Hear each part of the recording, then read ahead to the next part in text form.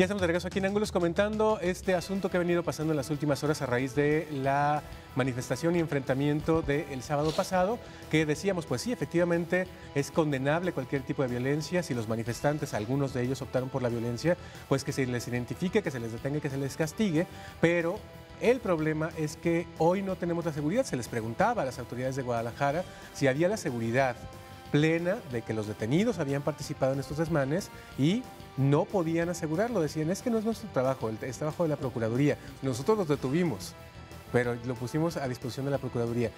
De verdad que respuestas como estas son lamentables, yo decía, viniendo de un director de la policía de Guadalajara que justamente llegaba a cambiar la imagen y la manera de trabajar de una corporación que, hay que decirlo, tenía una buena cantidad de quejas acumuladas en derechos humanos por este tipo de atropellos que vinieron a repetir juntitos y de forma artera esa tarde ahí frente a la fila.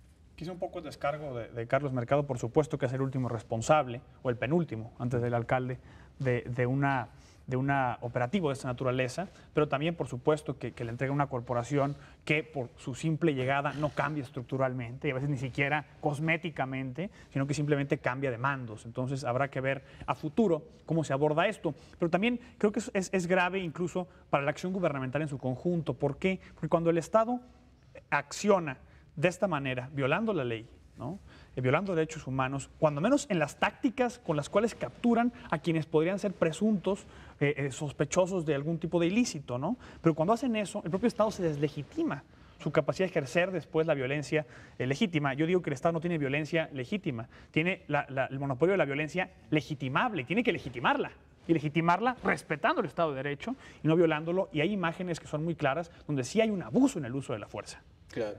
Sí, como lo platicamos en el corte, el abuso es cotidiano y sistemático. Lo vemos los fines de semana con jóvenes, cómo lo suben a las patrullas tras salir de los bares, cómo son tratados en espectáculos, partidos de fútbol, manifestaciones de todo tipo. Yo recuerdo las manifestaciones del Macrobús que también terminaban en violaciones sistemáticas a los derechos humanos. O sea, estamos viviendo en una seria crisis de las policías municipales y estatales a nivel nacional. O sea, sí tiene que ser abordado integralmente. Pero también creo que del otro lado estamos olvidando que sí, el movimiento 132 empezó a radicalizarse a niveles que ha perdido mucha legitimidad social. Yo creo que el 132 en un principio tenía un compromiso muy claro con las vías pacíficas, con tratar de que a esas partes radicales del movimiento no fueran las representativas. Y de poco en poco, como lo exponía Germán en el inicio, fueron tomando el movimiento, fueron marcando la agenda, fueron marcando los símbolos, las señales que mandan, la forma de negociar con el gobierno, el cariz que se vuelve ya más antipeñanetista que cualquier otra cosa, el movimiento 132, y creo que eso también es preocupante, porque por un lado no hay la voluntad de atender bien la manifestación, pero tampoco hay la voluntad de diálogo del otro. Entonces, bueno, estamos hablando de dos entes que no se pueden ni siquiera acercar en sus posiciones, ¿no? De hecho, el movimiento 132 ha adoptado protocolos que se utilizan en manifestaciones a nivel mundial. Cuando hay un hecho de violencia, se sientan y comienzan a grabar para documentar lo que pasa en la manifestación. En esta ocasión sí hubo algunas personas que de manera pacífica iban en esta manifestación y se sentaron porque esa era la instrucción. Sin embargo, pues no podemos negar que esta manifestación está llena de matices y que tal vez algunas personas que sí iban muy radicalizadas o que eran infiltrados, porque el movimiento se ha deslindado, que eran infiltrados y que iban cargando piedras. Yo le repito, el tamaño de las piedras no era de las que te encuentras en un camellón, obviamente fueron recolectadas en algún otro punto, pero eso no quiere decir que tengas que generalizar hacia la manifestación, hacia una manifestación completa, criminalizando a los jóvenes, porque es una, digamos, una actitud muy recurrente, incluso de la sociedad en términos generales, cuando pues les asignan calificativos de todo tipo, cuando hay personas que de manera legítima pues están luchando y defendiendo sus propios derechos. Ahora, yo no estaría tan segura de que haya sido un ala radical de ellos, o 132, en defensa de ellos, que yo conozco a buena parte. Ellos realmente luchan porque no existan estas muestras de violencia en sus manifestaciones. Yo recuerdo haber cubierto algunas de sus otras manifestaciones también que iban rumbo a la FIL, y hubo una lucha muy fuerte para terminar en el Parque de las Estrellas, precisamente para evitar un enfrentamiento afuera de la El FIL. día del debate, ¿verdad? Exactamente, Sí. cuando estaba el debate. Sin embargo, siempre hay un grupo que no identificaría yo precisamente como de parte que pertenezca al movimiento Yo Soy 132, pero se une a la manifestación, quiere expresar también algo, pero su posición es más radical y en el momento de tomar decisiones no respetan las decisiones de las cabezas de Yo Soy 132 y son los que finalmente se van a la FIL. No, bueno, fue un grupo pequeño, pero fue a la FIL y hubo mucho más provocación. Pero las cabezas de Yo Soy 132 se quedaron en el Parque de las Estrellas, tuvieron mucha presión de mucha más gente que les decía pues que eran muy blandos y lo que fuera, que al final no terminaban por realmente manifestarse y todo lo que fuera. Sí, la agresividad que merita. Y se mantuvieron, ¿eh? Sí, yo creo que ese punto que menciona Alicia es clave, porque 132, si algo ha cometido como error estratégico es no haber definido objetivos, movimiento social que no define objetivos y tampoco puede excluir a nadie, se enfrenta al riesgo de que cualquiera pueda asumirse parte. Claro. Entonces, ahora cualquier 132, los mismos porros de toda la vida, los que han destruido a diestra y siniestra, también se asumen como 132 y trabajan y operan con esa máscara, como en el DF y como pasó aquí en Guadalajara.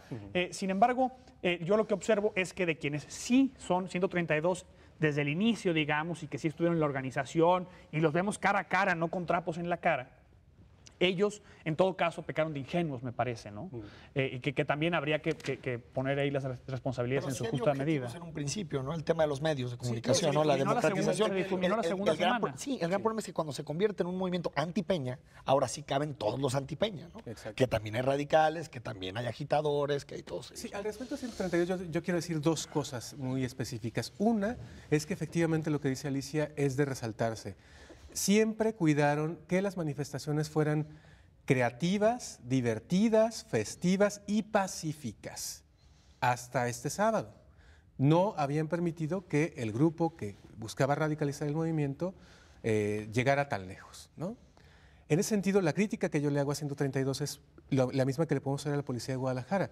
¿Por qué si hubo violencia en la primera parte de la manifestación, que No fue se en dos deslindaron. puntos, que fue en el PRI y en Televisa, no hubo un deslinde claro o, como en algún momento sucedió, como en el caso del día del debate, un cambio de estrategia y decir hasta aquí llegamos? Exactamente. No nos podemos arriesgar a que pase lo que sucedió, a final de cuentas, ¿no? Si sabemos que viene gente violenta aquí, pues no darle el juego, digamos, ¿no? Ese sería como lo que yo les criticaría, porque de verdad hay un contraste muy grande. Miren, la semana pasada, Canal 44 organizó el foro TV Morfosis, un foro donde participaron más de 30 ponentes internacionales y en donde 132 fue a exponer su punto de vista con respecto a esto, que sí tienen en la agenda, que tienen una idea muy clara de lo que es democratización de los medios y cómo quieren lograrlo.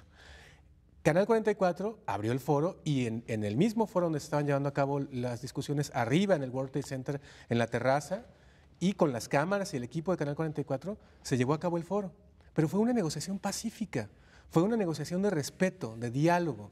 Y al final también tuvimos algún desencuentro con Gonzalo Oliveros y un servidor en algunas ideas con los 132, pero platicamos y quedamos en que, Claro, como debe ser. es mejor de esa manera estar, digamos, como cercano, abriendo espacios a, como se había, sí, efectivamente sucedido durante alguna etapa de la campaña, en la que resulta que todos los medios éramos unos vendidos, o los que trabajamos en la universidad éramos hijos de Raúl Padilla, por lo tanto le habíamos hecho la chamba a Aristóteles, por lo tanto éramos peñanietistas, y eso no ayudaba mucho, ¿no? Entonces sí, marcar la diferencia, el contraste de apenas unos días, ese 132 que está dispuesto a dialogar, a entrarle a los temas. Al fondo, ¿no? Exacto, a este 132 o quienes se hacen pasar, efectivamente yo estaría de acuerdo con Germán, por 132 que le entran a cosas que son, por donde se vea, reprobables, ¿no? Que es la violencia. Lo que nos debe quedar muy claro que además la corporación policíaca que representa la autoridad es la que debe saber responder. Bueno, en Guadalajara ya hay antecedentes